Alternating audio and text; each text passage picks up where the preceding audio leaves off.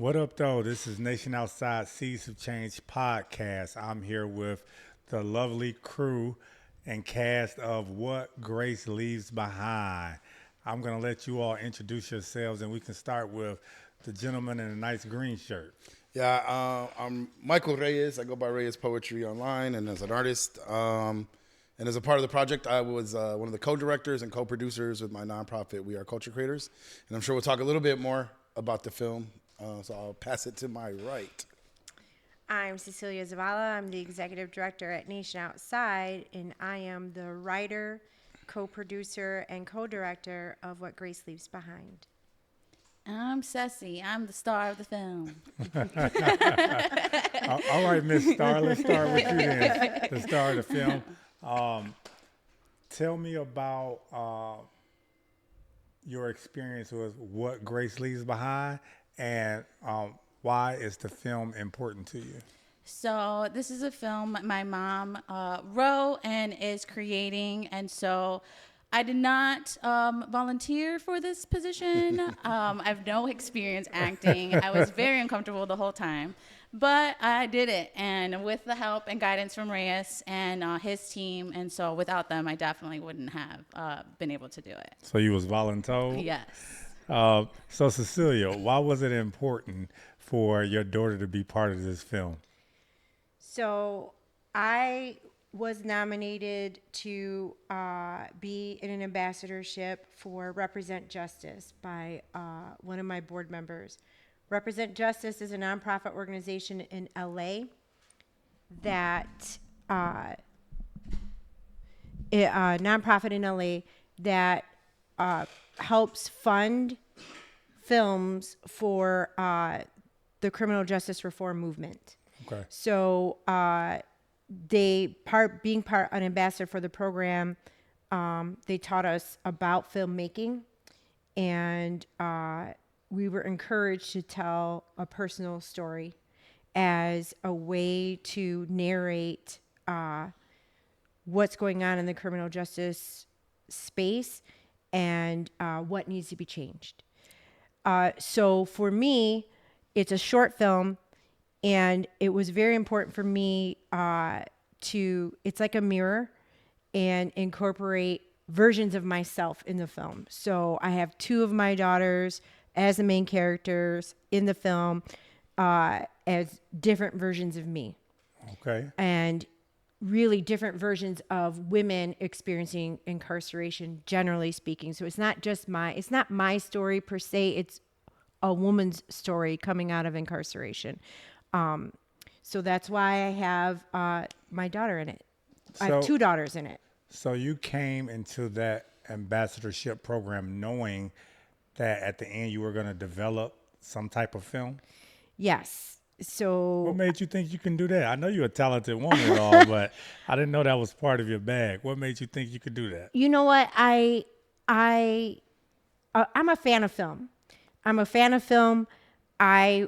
Ever since, I was younger, I would always watch the director's cut of every film because I wanted to know, how did they do that? Why did they do that? How did they achieve that? What was the thought behind the music, the way a particular scene was filmed? And so I've just always been a fan of film. I was a young mom. I worked really hard from a really young age out of necessity. I never got to pursue anything artistic because that just didn't pay. So the opportunity to engage with an artistic expression of my experience and the experience of women that I work with and that we serve was just something I couldn't pass up. And I'm a okay writer, I think, and so I really enjoyed the opportunity to express myself artistically and to think outside of what I normally do on the day-to-day, writing and asking for funds or creating programs. This was a way to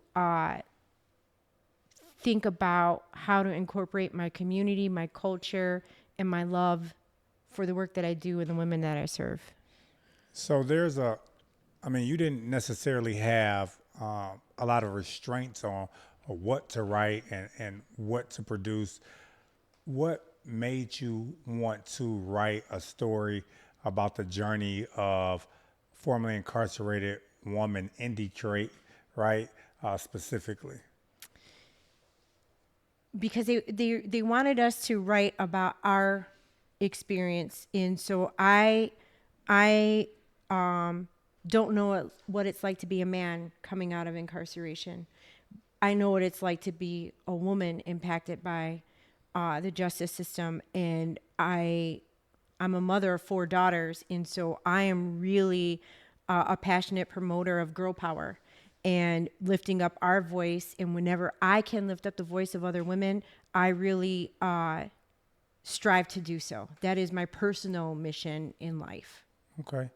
So Reyes, tell me a little bit about the creative side of what Grace leaves behind. Kind of what went into the thought process. What did you try to capture? Where were the scenes shot at? Just give me some background of kind of like what was going through your thought process. Yeah, I have I don't know, about a 30-year history doing media, film, and art. And I wrote a play called Crime Against Humanity, which was about a set of Puerto Rican political prisoners that did basically between 25 and 30 years in prison, 35 at the top tier. And in that production, I had wrote some scenes that I felt one day I wanted to film. And in this film, with this film, I feel like we were able to capture some of that essence. And some of that is the mundane time of the two characters and their juxtaposition between two different realities, but living feet apart in a sense, right? Like when you live in a community like Southwest Detroit, you have so many stories and layers, and you can be literally a wall, right? Let's say if you live in an apartment, that drywall is maybe 6 inches wide, right?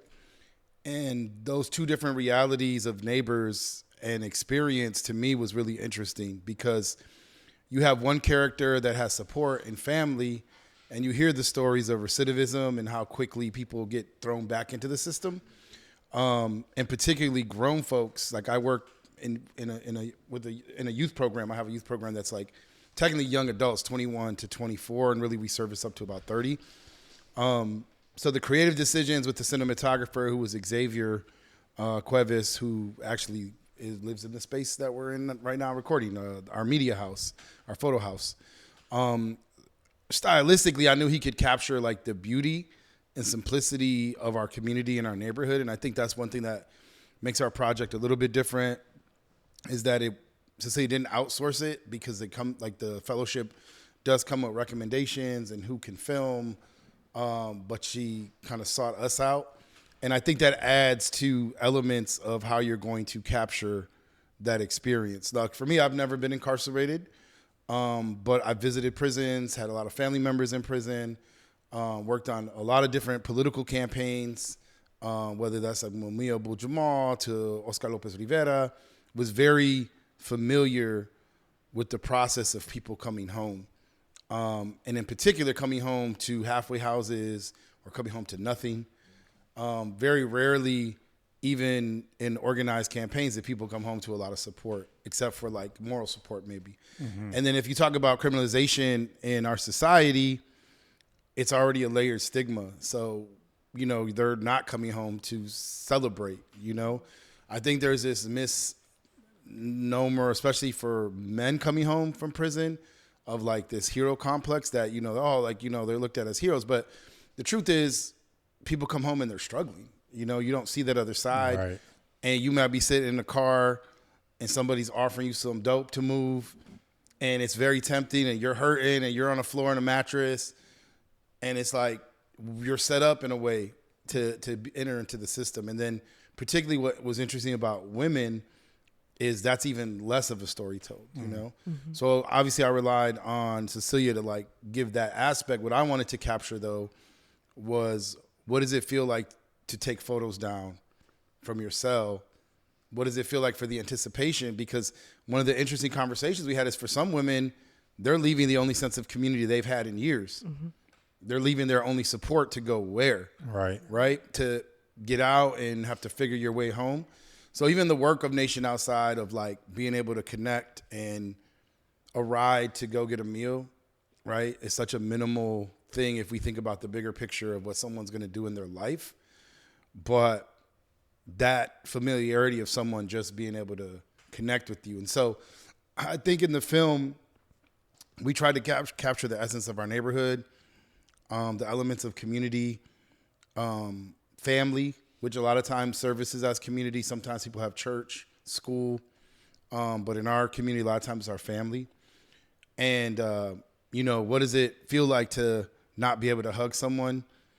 When I worked on my other production, one of the stories was the prisoner was held in solitary confinement for 12 years, meaning that they could not touch their niece, right? Like their niece wanted to, he watched them grow up, and every time they touched the glass. And so when he was able to actually not be in solitary, there was no glass, and his niece put the hand up to the glass, but there's no glass, right? And so it's the psychology of coming home is like that conditioning of not being able to hug. So then what does it feel like when you do get a hug? Sometimes you might not, know how to embrace. So you have this one character that is kind of alone and just wandering. But I think the power and the gravity of the film is that even though that character exists, it takes a community sometimes to reach out to them and bring them in, because it's hard for us to ask for help, especially if you're raised to not ask for help. Right. And then if you want to start talking about like mental health, and our community is so stigmatized. And so I think as a director, a co-director, and a producer, I just like to make cool shit. I just like to make cool art. I just like to make art that touches people. Film is one of the mediums where, for me, as somebody who likes film, I get to add every element of what I like to do. I'm doing a photo, I'm doing a painting, I'm creating a set, I'm creating sound, I'm creating lighting and visuals. But it also is one of the most collaborative arts because you're working with a team. The actors that are in the film weren't professional actors per se, right? So communication is key back and forth. But we all have make believe before when we were kids. We all pretend. We all code switch to an extent. So it's like, as a director, is like, yo, go into that code switching. How would you be around your friends alone, and how would you be in a workplace, right? So I think creating the excitement for me in the film is that it's a part of this other, and Cecilia can probably explain this a little bit better, but a part of this Sundance kind of connection. And for artists to get our work out to be seen, that's an amazing opportunity. And so our team, I worked on 2 films. I directed 2 films. The other one was a little bit different, more documentary style. This was more like an art kind of film. So we approached it almost like a music video, or like an art film. Was there rapping going on? Well, it was a really good poem. Singing It was a really good poem by Poetry. Cecilia. Yeah. Oh, poetry. Yep. Okay. And we worked with a studio in Mexico City, so we got some sounds and some production from here, and we sent it. And our friend Pedro, did all of the mixing, and he's still probably gonna do another mix. By the time this hits, it'll be finished. But I think the story, to be able to share that experience of Cecilia's experience and women like her from our community, is so important because that story isn't told very much. And as a poet, I write poetry myself. I always thought poetry as a tool. It's something that I can use to communicate things that aren't being shared. And this story is like one of those pieces. It's that it's not being shared a lot. You don't think about it much. When you hear stories of people coming home, you just see them. They're there. You don't think about the whole process that they're going through from beginning to end. And so I think that's the difference as a filmmaker, wanting to be able to tell that story in a way that people can connect to it in some way. Like, you don't have to go to prison to understand necessarily what it feels like to be alone. You don't have to go to prison. You could connect with that part of feeling like our community's filled with people that feel hopeless, that walk around just like the Grace character, not knowing what to do, not knowing that there's help, not knowing that there's connection. And I always say, even for us, that I run like a youth center art space. I wish there was 20 of those. Like, I don't look at it as competition. There should be 20 nation outsides, right? In the Yeah. sense of the work, because our community needs it. And so I think that's how I approached it, is the humanity part is really important to convey that these are real human stories. You know, even though Cecilia took it and did a poem about her experience and these two different characters that existed that were technically simultaneously her, right? We deal in duality. We can be both. And then to be played by her daughters, that was like a very amazing time even for me to see that interaction. So I think when you see the film in its entirety, it's just telling something that's so important that doesn't get talked about.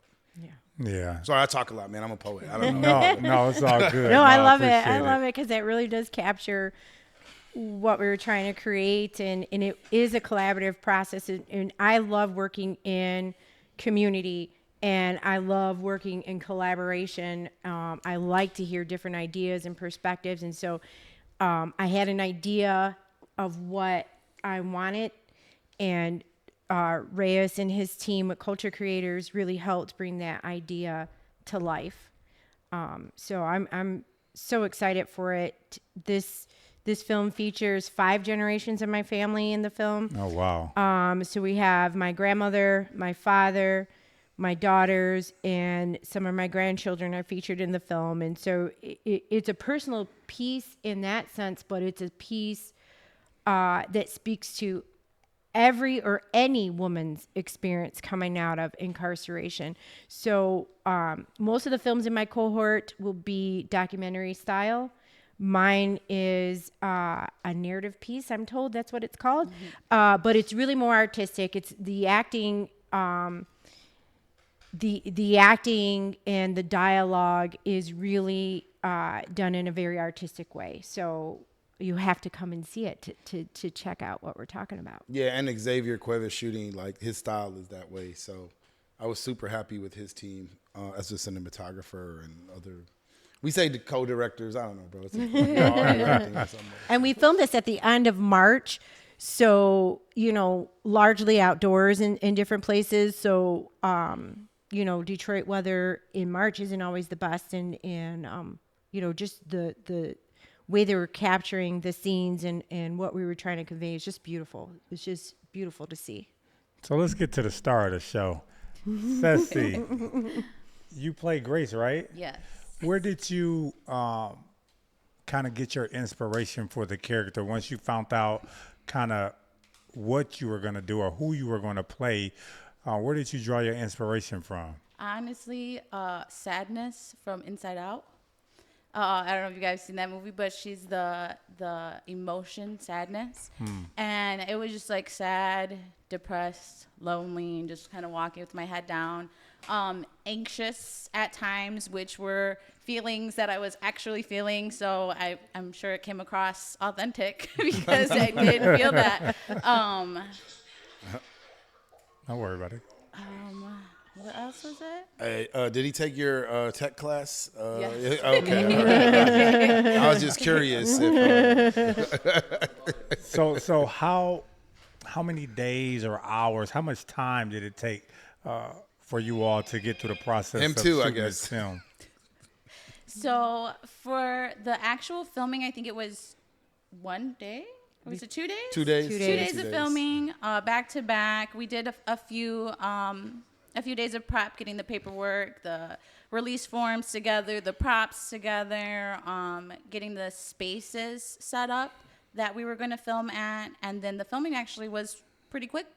I thought it was going to take longer, but it didn't. Thank God. So just interested to know, you said this is your first time acting, right? Yes. Did you enjoy it? No. I don't know if that's a word that I would use. I'm glad, I'm happy to be a part of it. I'm excited to see, I don't have mixed feelings about seeing myself on a big screen, but I'm excited to just see how the story gets told and the emotions that it conveys, and to just be a part of this story. So speaking of seeing it on a big screen, Cecilia, when is it coming out? How can we see it? When will I be able to see it? How about that? And then also, just tell everybody, when will they have their opportunity to see the film? So the film premieres in LA Okay, big time. in July. Represent Justice has a partnership with the Sundance Collaborative, the Sundance Film Festival. So a lot of the films from previous cohorts are like on Amazon Prime or Tubi and have been picked up. They're all short films. Our film is going to be about 12 to 15 minutes long. It's a short film, but it comes with an impact campaign. So the purpose of the film is to inspire conversation. It's intentionally artistic and gives the viewer an opportunity to draw their own conclusions or have their own feelings about what they're seeing on screen, so that it inspires dialogue. Because I feel like the best films are the ones that we can all see and take something different away from. And that's what we wanted with this experience. So it'll be premiering in LA with the Sundance Collaborative folks, and Represent Justice on July 23rd. After that, the Detroit premiere is going to be at Nation Outside's Seeds of Change benefit dinner. That'll be the first opportunity folks have in the city of Detroit and the state of Michigan to view the film. And when is that? That's September 25th. It's a Friday. The benefit is going to be held at Taqueria El Rey, on Bagley Street in Southwest Detroit. There's information on Nation Outside's website, nationoutside.org. And then in September, also, we'll have a landing page for the film that'll be connected to our website, and we'll connect it to We Are Culture Creators, so that anybody who's interested in a viewing, when we're going to show the film after that, can connect with us. This is a film that you can use as a tool for discussion around changes that need to be made with our criminal justice system. This is a tool and a film for community consumption and for people that you think would benefit from hearing and discussing about what's going on in our society. In particular, I wanted to highlight Southwest Detroit and have the women in the film to reflect me, a brown woman in this country of Mexican descent right now, because of the nature of what's happening with immigration policy in this country. Even though my film doesn't speak directly to those issues, we're still talking about incarceration, detention, and separation of families, Right. and what it does to a community. And I wanted to just make sure that I highlight what my community, people like me, are going through right now. It's really important for me to use whatever platform I am or have to advocate for justice. Is that your intentions or your best intentions for this film, to start dialogue about incarceration, the system itself, or something else?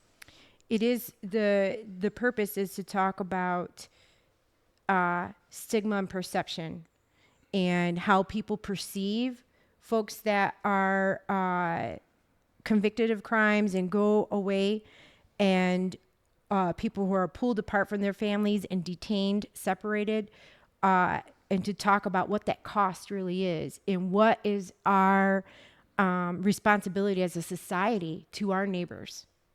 And if we want a better society to live in, we're all independently responsible for contributing to the society that we have.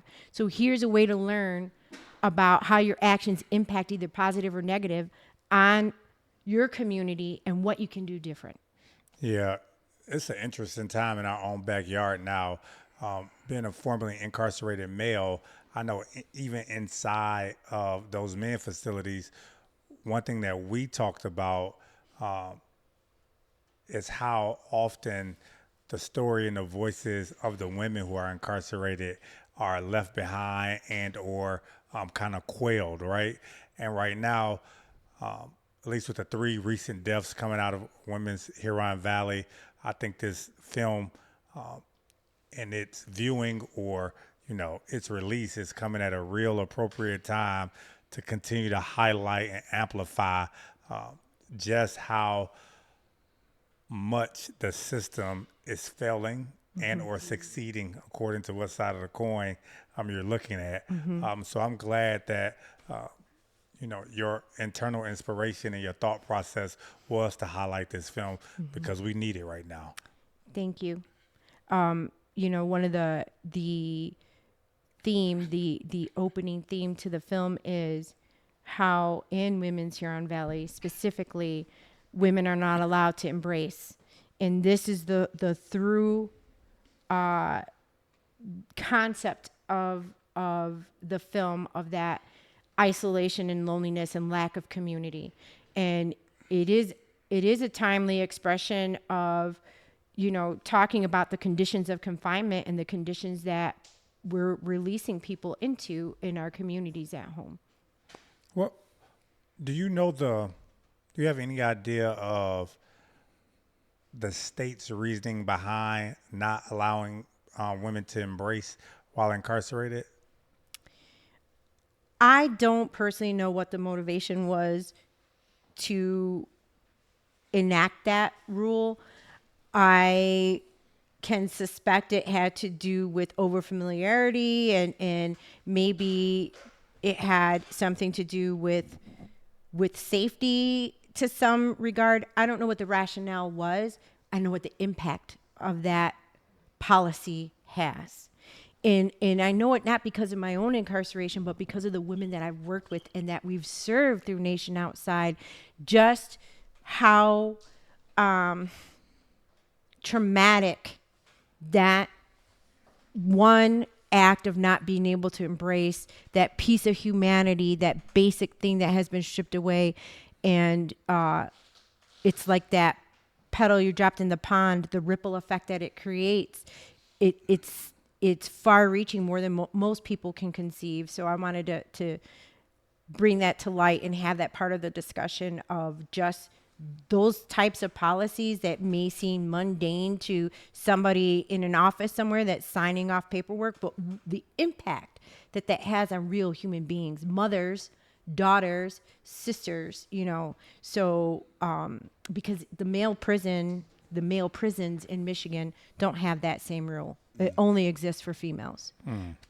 That's real interesting. So kind of in closing, if each of you could kind of speak to what you hope, I know Cecilia spoke a little bit about it, but what you hope the impact of this film will be, not only for our community, but even the world at large. If you could have like one takeaway, one thing you would like to see this film impact the community, specifically the system impact the community, and all the things that exist within inside that bubble, what would that be, Reyes? Oh, for me, I just think it's important to tell those stories because they get lost in the headline or they get lost on the quick, reel. I think it's when we talk about incarceration in the United States of America and the foundation of slavery being like its pillar. Right. I just think that the more that there has to be a different way that we can deal with criminalization in our communities, and I think that for me is like, if this story can impact somebody in a way to make them think a little bit more critical about the policies that are taking place. This isn't something far away. This is like in our community, right? So I think that piece of just being able to think a little bit more critical about, because sometimes we have things that we just say, it's just the way it is. That's it. There's no thought about that someone enacted that, laws were passed, policies were enforced to get us to this point. Because not all prisons in the world exist this way, right? And then if we start talking about nations that have the wealth and resources that this country has, it's even less in a sense. Like those nations that have a more intricate reform system built, it would only help us to have people coming back home more emotionally ready to participate in society, more ready for jobs, more ready to contribute. So to me, it's like, I hope someone would look at that and say, okay, that's a critical piece. There has to be a way for accountability to exist without dehumanization. Yeah. That's what I hear you saying. What about you, Ceci? I think it's just like people to feel something, to connect with the stories of women, to have empathy for us, and to really like they said, to drive policy change, to maybe make the world a better place, to shift the narrative of what we are, who we are, what we deserve, and to focus on like a rehabilitation rather than punishment. And maybe we can make the world better for those that are experiencing incarceration.